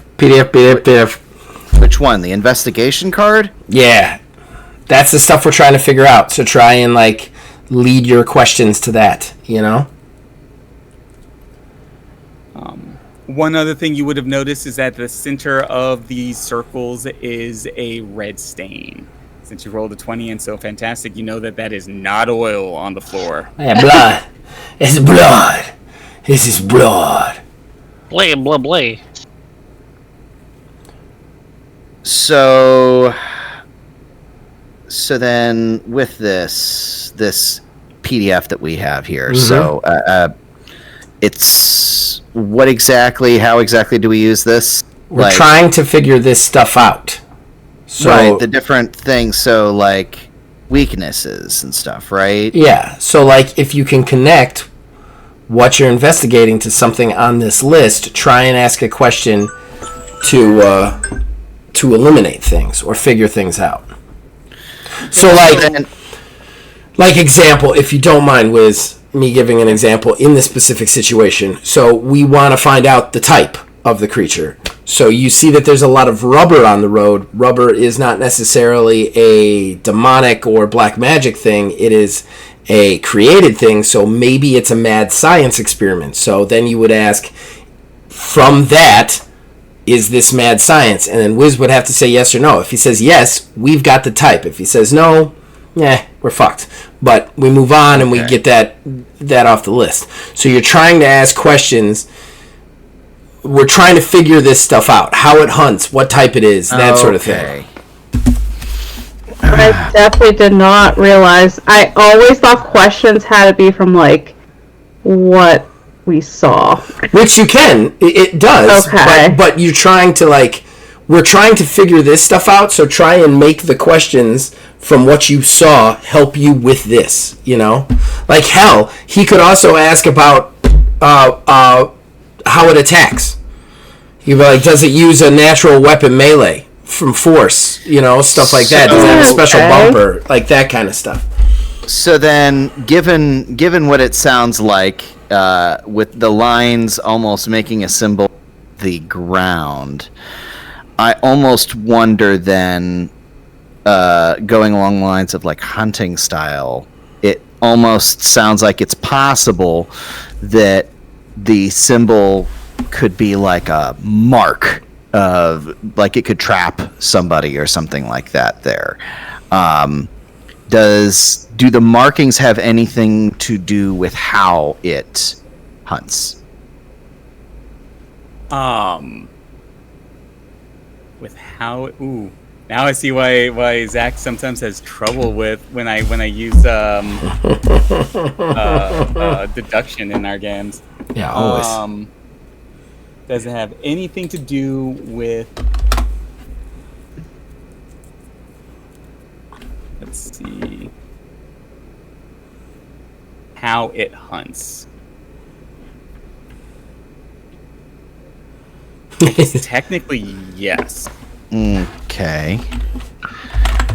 It has to do. What do you mean by how it hunts? I guess I'm leaning more from what it sounded like with the red stain in the middle and how the lines and everything all lined up. It's almost like is the symbol on the ground like a binding, basically. What do you mean by binding? Oh, like is it like a trap that it lays or something? Okay, that's why I wanted to be clear what you were thinking. Yeah. So no. Okay. So then I guess the second question would be,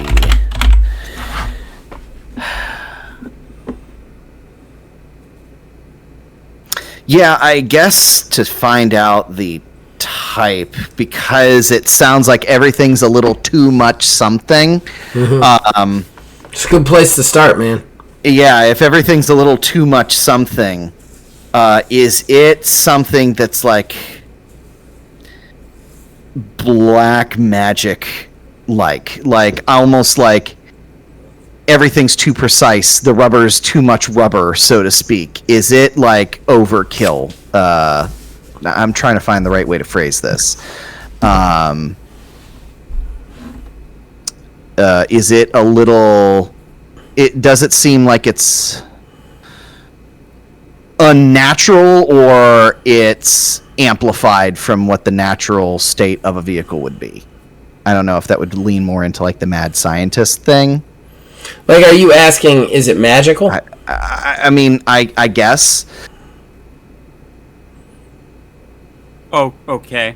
Like, are you asking, is it like magical or supernatural, or? I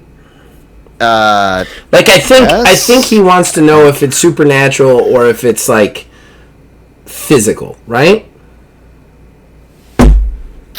I guess. I don't know. Yeah, this is still the.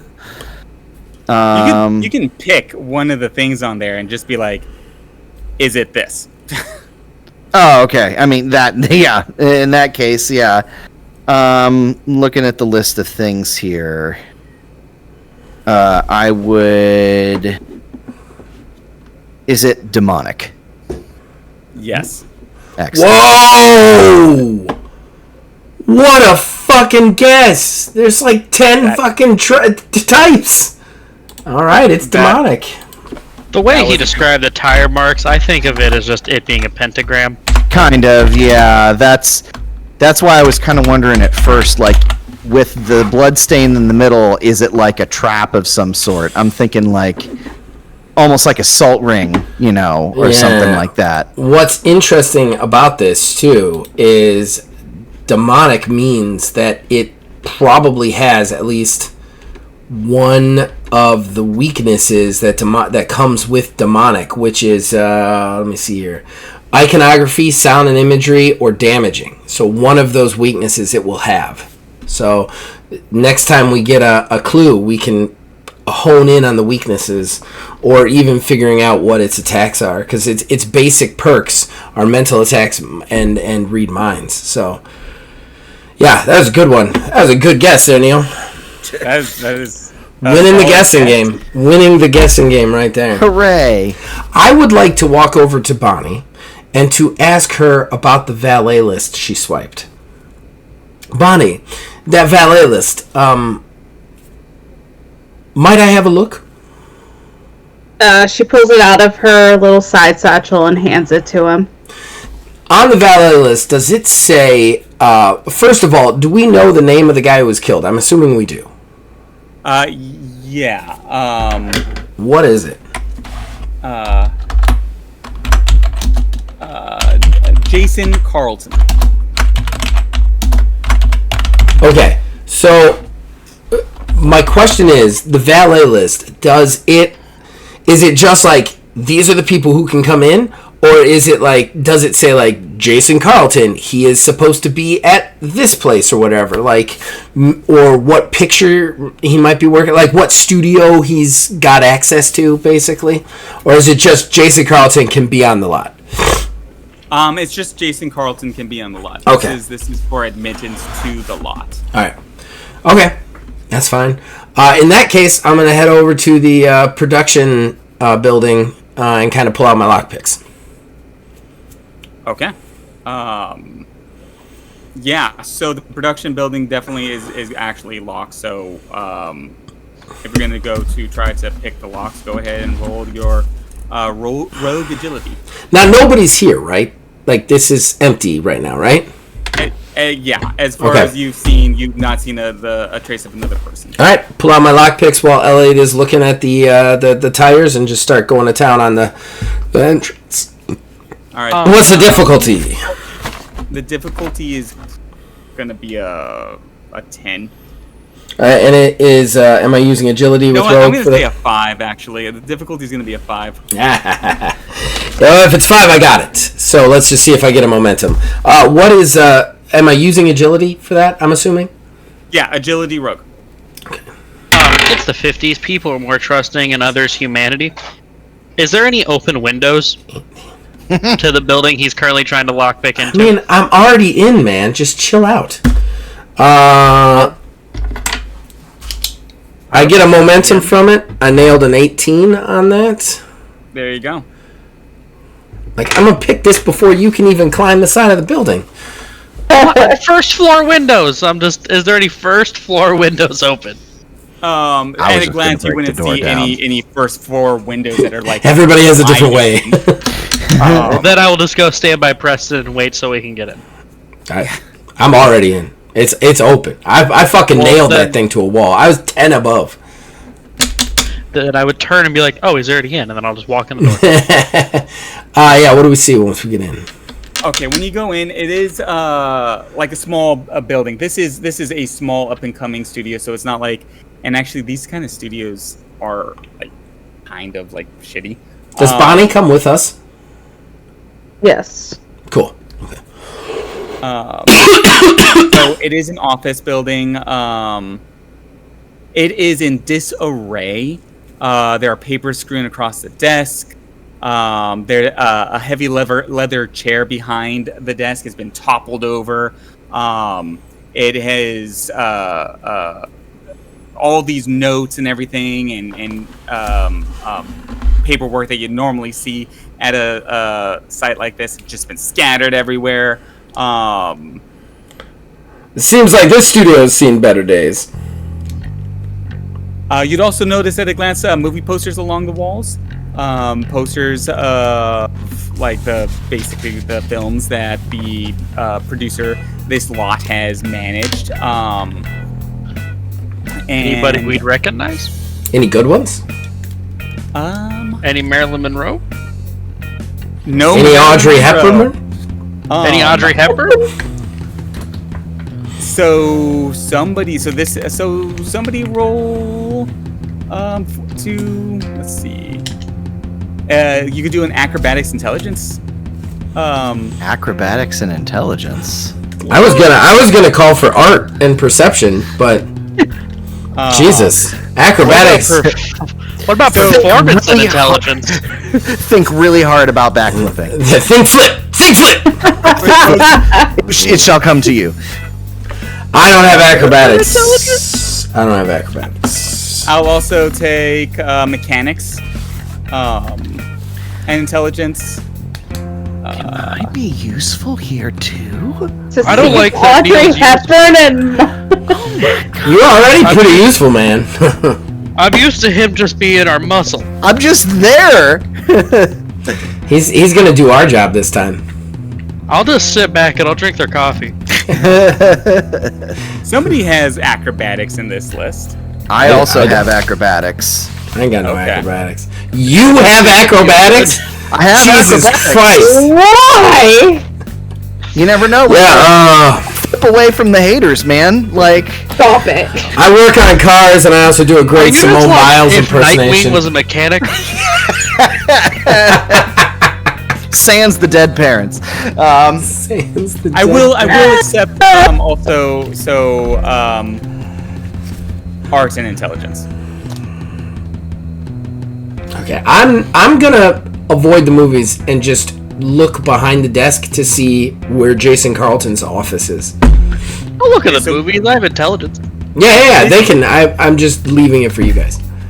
I don't have anything else. I just have intelligence. Okay. I got a 16. How much did you make it by? What's the difficulty? Okay, so this is actually a clue. Oh. The music? The movies is a clue? The movie posters is a clue. Well, we didn't know that was a clue. Wait a second. We gotta really consider this then. Jesus. Wait, what'd you roll? I was literally. That you could roll. I got. Yeah, but he went through. Anybody could roll it. He didn't say one person was rolling it. You gotta say it's a clue. We were all gonna roll. 16 does get me the 2. highest roll I can He get. does get 2. So I think Rex takes it then. Okay, I'll take it. Because we already got a 16 with it. All right. So you're going to see that these are movie posters all over the walls. So what you see at a glance when you walked in here is movie posters. It's a small space, and it goes back to, this is kind of the producer's office / a green room / a lounge, because it's a small movie company, and they don't have a lot of money to build a bunch of stuff or have a lot of rooms in this little space. When you look at these movie posters, you see that they seem to be high energy action flicks, and all of them have cars. Some of them are about racing. Some of them are about like sort of like stunt cars. Some of them just seem to be like heist flicks, but they all have like a very obvious vehicle nature to it. And let's see,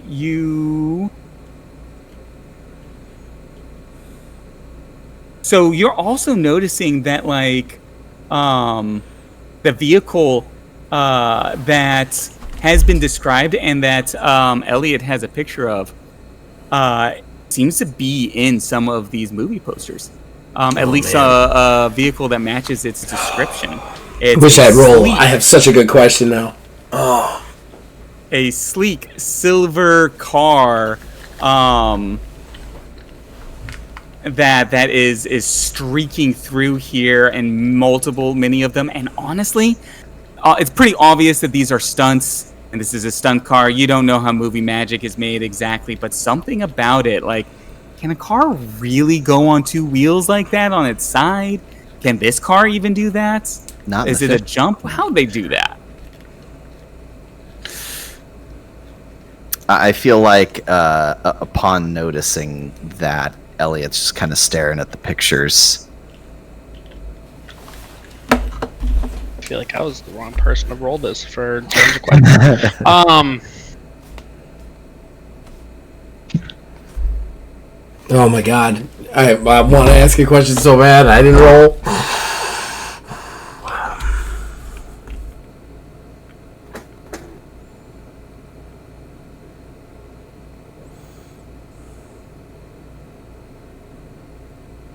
Does this thing have cultist? That is a good question. No. What? No cultists. That makes it easier.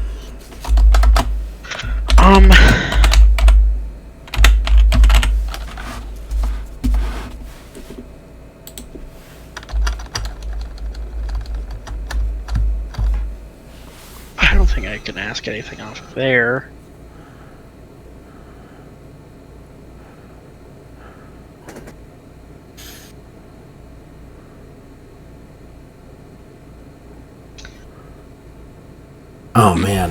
Oh man. I think I know something. I can feel Zach's like. It bothers me because even if I ask the question, it'd be kind of metagaming because Elliot got the first clue and hasn't told us about it, and you've got these clues. So like I couldn't, like, even if I had rolled in place of you, Elliot hasn't told us it's demonic yet. So I can't make the question that I want to ask, but especially seeing it in the movies, I have a very strong theory as to something about this. Does the car have an extreme presence? Very good question. That's a good question. You're using the stuff. That's one of the perks. It's a charisma perk. Yeah. I am looking at the perks now, and it does not possess. So that's 2 nodes.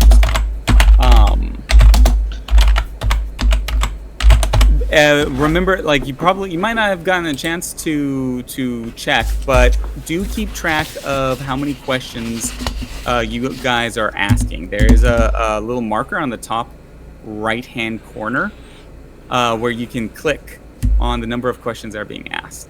Oh, only for yourself though, because there's only 5 questions up there. So yeah. So I've been keeping track of the total. So far, we've asked 4. Okay.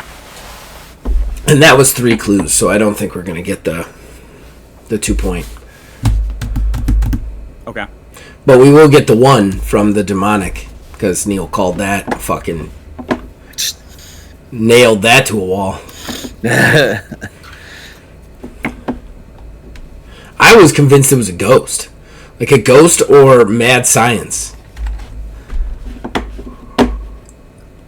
Now I have a theory. Alright, so a quick question to the Game Master. Are there any more investigation sites in this area?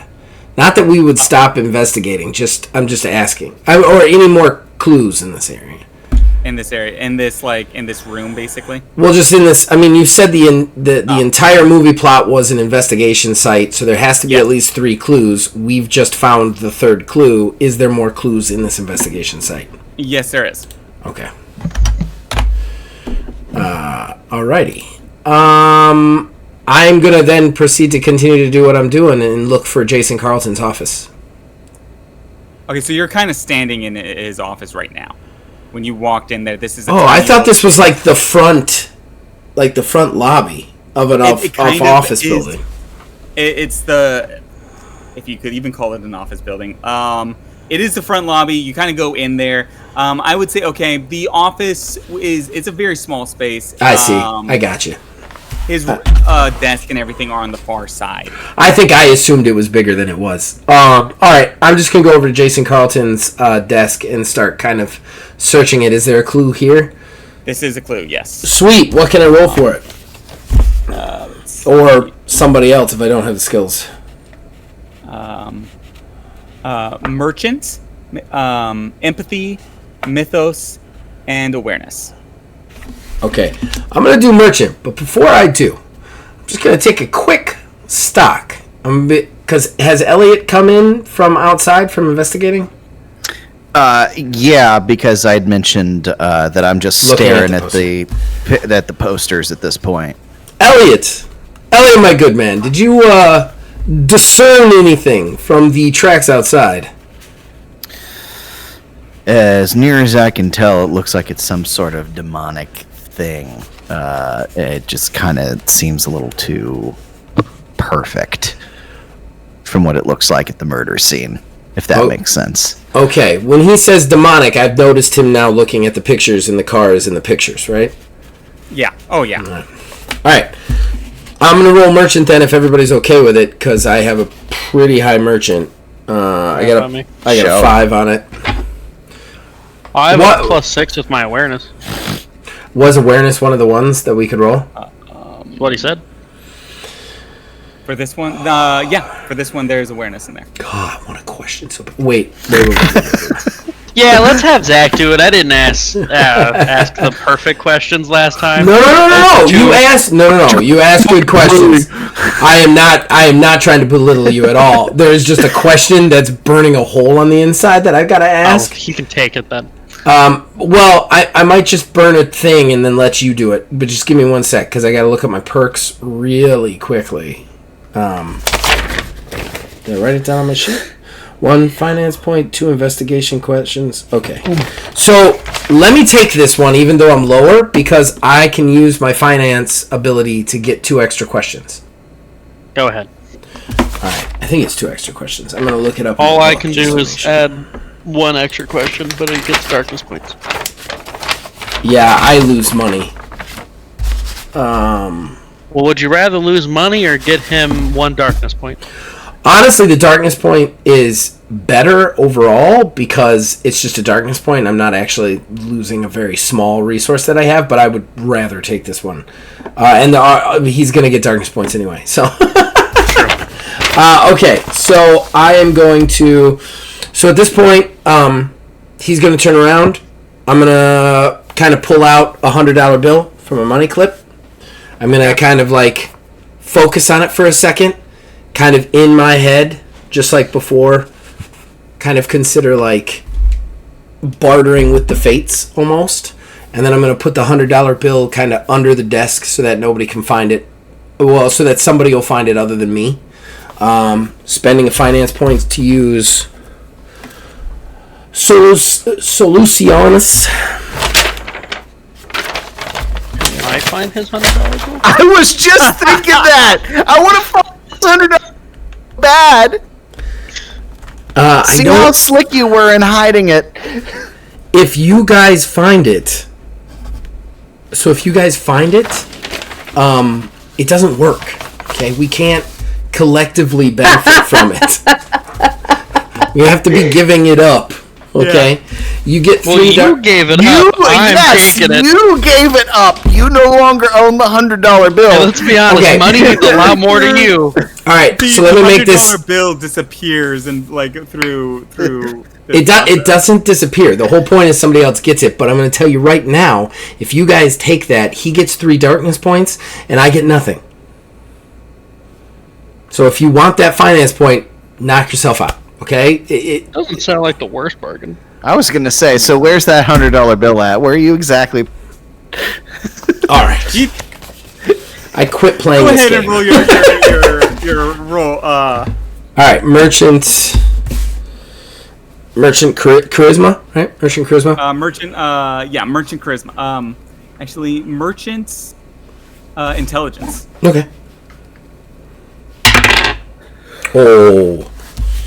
Okay, so I got an 18 on the die, plus a 5. That's going to give me 24.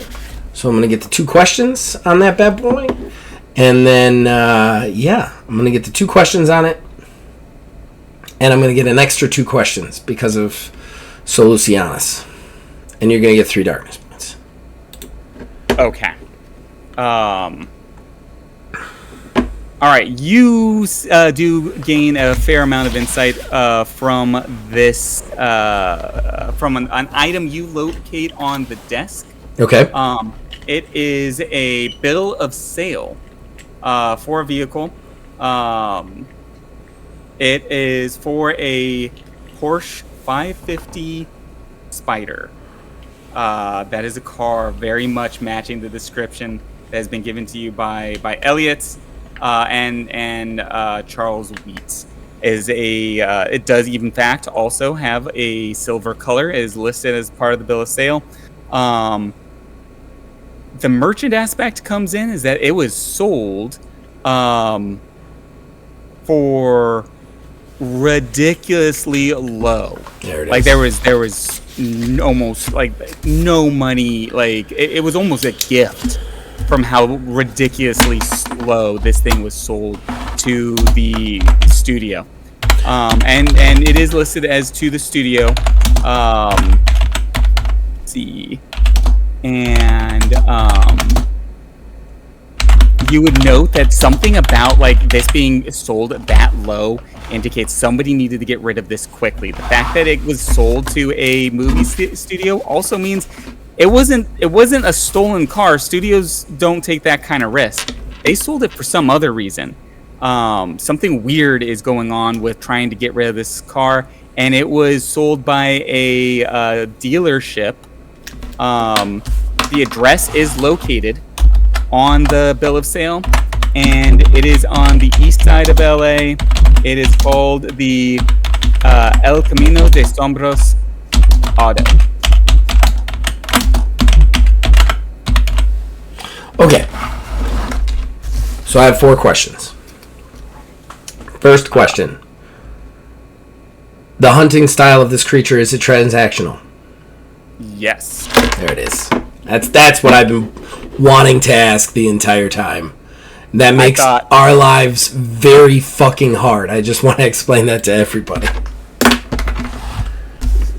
I thought that something about your voice earlier made me think that you were catching on to something there. A demon, the fucking movie studio, all of the movies that are successful have the cars in it. Like the car in it. I'm like, oh my god, it's got to be transactional. Okay. All right, so I have 3 more questions to ask. Weakness. Is it weak to iconography? Yes. All right. Iconography weakness. I wish I could know what the iconography is. Oh, it would be religious, of course. Dirt. Okay. All right, so I got 2 more questions.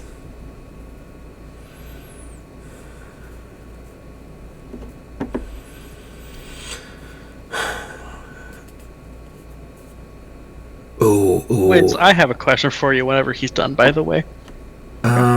Next question is gotta find the perk. Can this thing, where is it?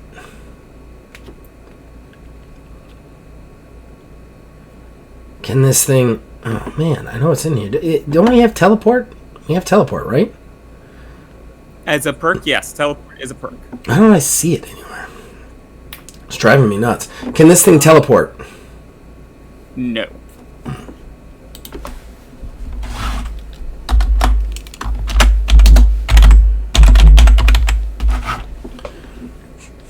Where is teleport?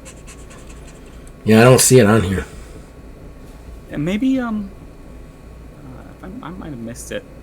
I think a couple are missed because I'm pretty sure everything had 5 or 6. No, I think 4. I bet you it's perception because perception only has 3. Okay. That doesn't matter. It doesn't teleport, so we don't have to worry about it. So I have one more question. Anybody have anything they want me to throw at this thing? Because I've asked everything I wanted to ask. I have a question, but I don't know if it relates to the game or if this is just a funny coincidence. Okay.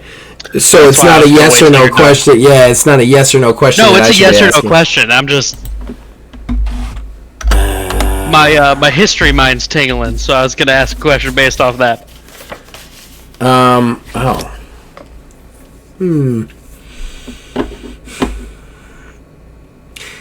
Does this thing have extreme speed? Yes. Yeah, okay. That's an easy one, but it gives us more points towards the discovery. Okay. I am done.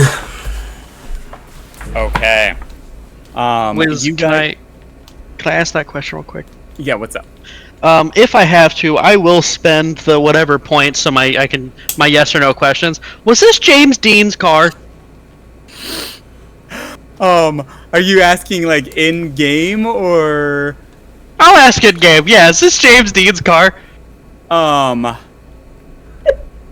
Is this your like deduction? Because you have Yeah, that's one of my yes or no questions. Yeah, he's taking another darkness point. Well, Well, no, that's just one of my perks is the yes or no questions. Oh. Deduction can ask GM 3 yes or no questions. Oh, yeah. That's fair.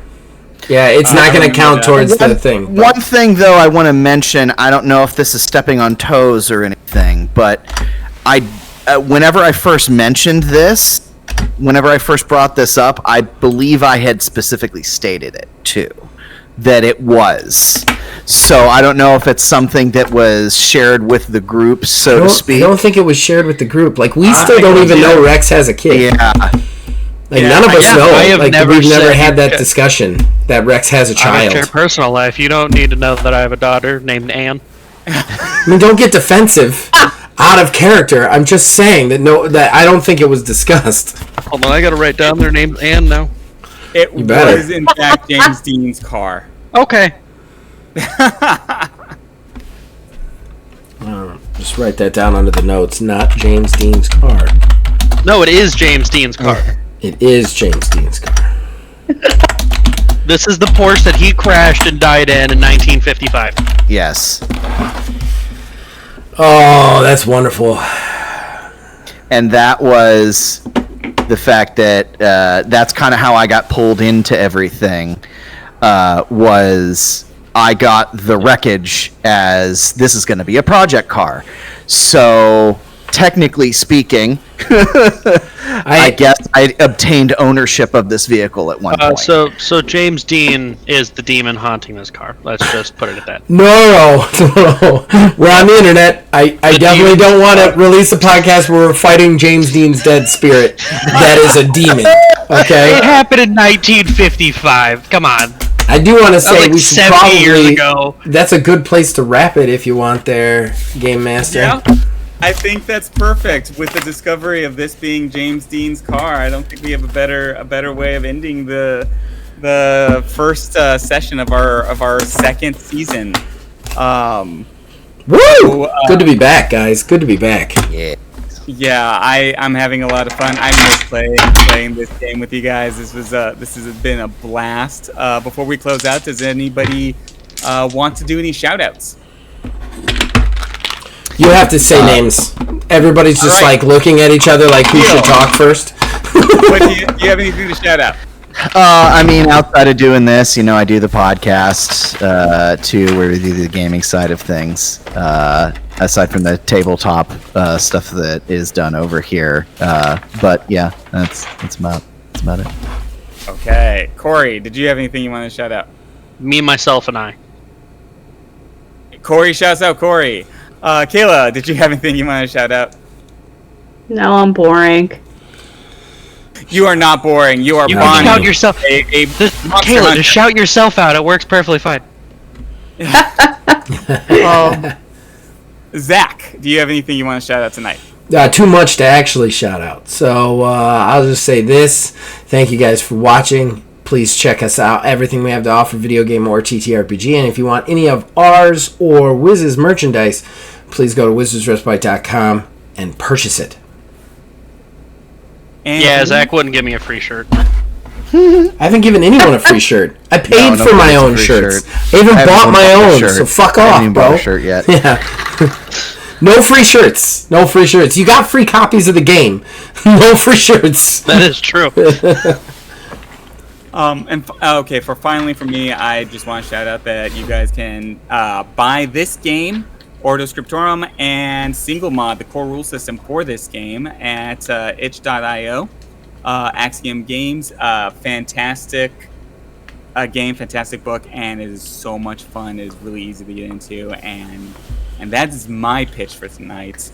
Thanks everybody for playing. Thanks for being creative, and until next time, guys. You guys all have a great evening.